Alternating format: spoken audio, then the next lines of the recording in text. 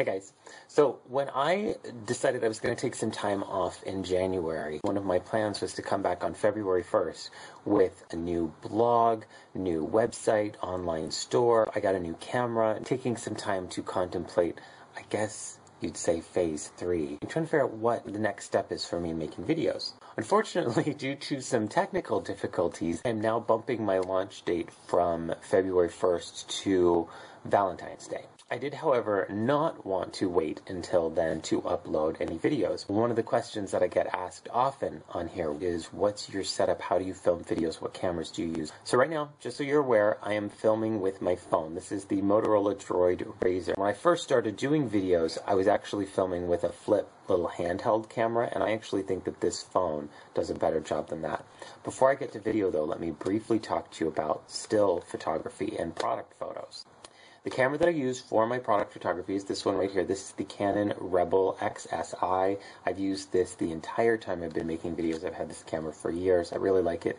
This is just the stock lens that comes with it. I will often just shoot products with that. Sometimes I will attach macro lens filters. I'm getting one out here. This is exactly what they do when you put that on. It makes it bigger. I want to get really up close to show texture on something or detail. Only real advice that I could give for doing product photos is to make sure that they are color accurate, they look good, and that you are consistent. That I think is key. I do not use the automatic settings on this. I always use manual settings, and I'm constantly taking a photo, looking at the viewfinder, taking a photo, looking at the viewfinder, trying to make sure that what I see on here matches closely in color what I'm looking at in person. Now, for video, as I mentioned a few minutes ago, I used to use the flip. My very earliest videos used a little flip handheld camera. I very quickly switched to this thing, which I had at the time. I just didn't want to use it because it's a little bit problematic, and I'll tell you why.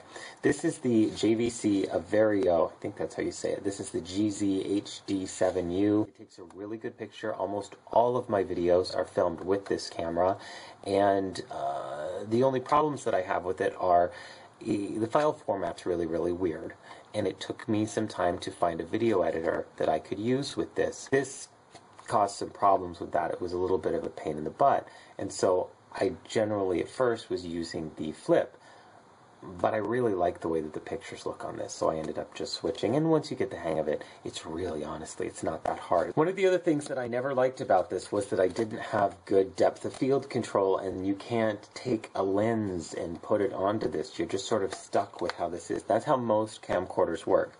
I did purchase for this an aftermarket depth of field adapter. Now this goes right on here, and then you can attach any camera lens. I'll often just use the stock one that comes with the Canon here, and it gives the video a cinematic look to it. It's a little softer, it's hard to focus, it's dark, it's very vintage looking. I don't use it when I am doing video that I need to like show you what something looks like.